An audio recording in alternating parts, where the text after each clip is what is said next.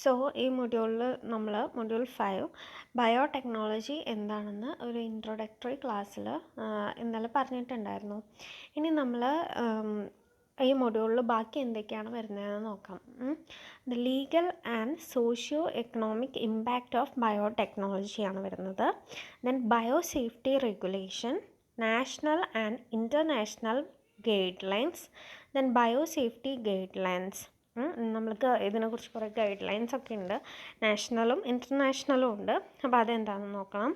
Then biosafety guide lines, challenges for Indian biotechnological research and industries, then ethical implication of biotechnological product and techniques. ഇത്രയും കാര്യങ്ങളാണ് നമ്മൾ ഈ മൊഡ്യൂളിൽ നോക്കുന്നത്. അപ്പം നമുക്ക് ആദ്യം തന്നെ legal and socio economic impact of ബയോടെക്നോളജിയാണ് നോക്കാനുള്ളത്. അപ്പോൾ അതിന് മുമ്പായിട്ട് നമുക്ക് എന്തൊക്കെയാണ് സോഷ്യോ എക്കണോമിക് ആസ്പെക്ട്സ് എന്തൊക്കെയാണെന്ന് നോക്കാം.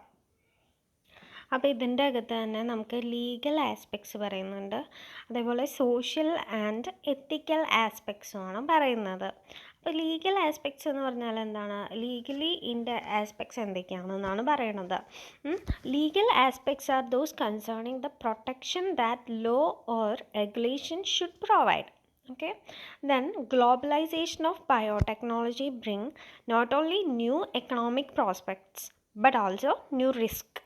So according to cautionary principle, these risks could be avoided by implementing appropriate technology structuring. So law appear to be the right way to structure and organize technological actions. It would be desirable to research and compare the right of genetic engineering in different countries as well as international regulations. Then നമ്മുടെ ഇന്ത്യയിൽ എന്തൊക്കെ steps ആണ് follow ചെയ്യുന്നതെന്ന് നോക്കാം. The Indian government has entered into number of biotechnology cooperation agreement with various countries in effort to foster additional growth in this sector. Then Karnataka, Tamil Nadu, Andhra Pradesh, Maharashtra have taken their specific policies to boost the biotechnology sector in their respective areas. Then key steps taken by state governments include announcing separate biotechnology policy for their states, then setting up a task forces with experts to guide them on policy issues, setting up exclusive biotechnology park with agricultural and health biotechnology as key areas. നമ്മുടെ കേരളത്തിലുള്ള ഒരു biotechnology Vellayani കാർഷിക സർവകലാശാലയുണ്ട്. അതിൻ്റെ അകത്ത് നമ്മൾ biotechnology ഒരു ബ്രാഞ്ചായിട്ട് തന്നെ പഠിക്കുന്നുണ്ട്, ബയോടെക്നോളജീനെ കുറിച്ച് കൂടുതൽ അറിയാൻ വേണ്ടിയിട്ട്. Then social aspects. അപ്പം നമ്മൾ ലീഗൽ ആസ്പെക്ട്സ് പറഞ്ഞു. ലീഗൽ ആസ്പെക്ട്സ് പറഞ്ഞിട്ട് നമ്മുടെ ഇന്ത്യയിൽ എന്തൊക്കെ സ്റ്റെപ്സ് ആണ് ഇതിന് വേണ്ടിയിട്ട് പറയുന്നതെന്ന് പറഞ്ഞു. ദെൻ അടുത്തെന്ന് പറഞ്ഞു കഴിഞ്ഞാൽ നമ്മുടെ സ്റ്റേറ്റ് വൈസ് എന്തൊക്കെയാണ് ചെയ്യുന്നതെന്ന് പറഞ്ഞു.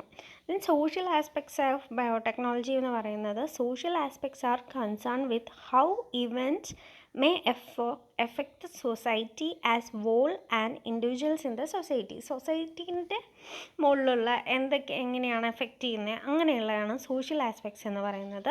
Includes the needs of various publics to secure meaningful information to involvement in decision making on development and use of biotechnology. Then biotechnology provokes public mistrust and government concerns. Farmers and to lesser extent scientists disagree fundamentally on this risk. Then next അതിൻ്റെ principles എന്തൊക്കെയാണെന്ന് പറയുന്നത്, the new contrast is needed between all stakeholders, between north south and between public and private researchers, between scientists and citizens.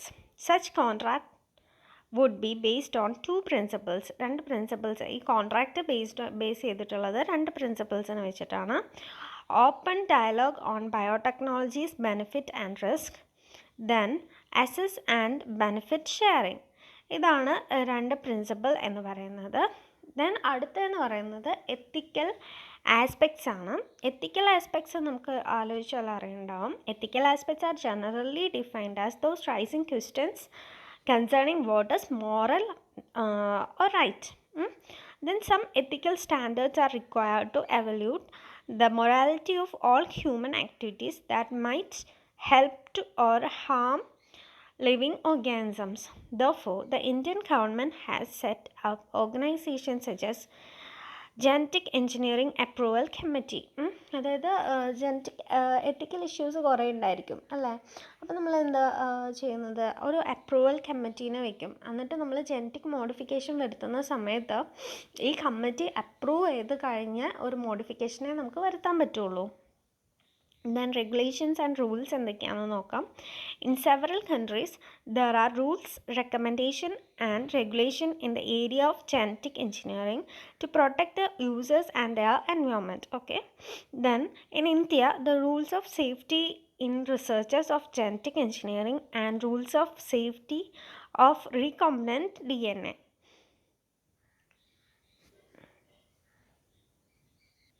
അപ്പോൾ ഇത്രയൊക്കെയാണ് aspects വരുന്നത്. അപ്പോൾ ഇതിനെക്കുറിച്ച് നമുക്ക് detail ആയിട്ട് നെക്സ്റ്റ് ക്ലാസ്സിൽ നോക്കാം.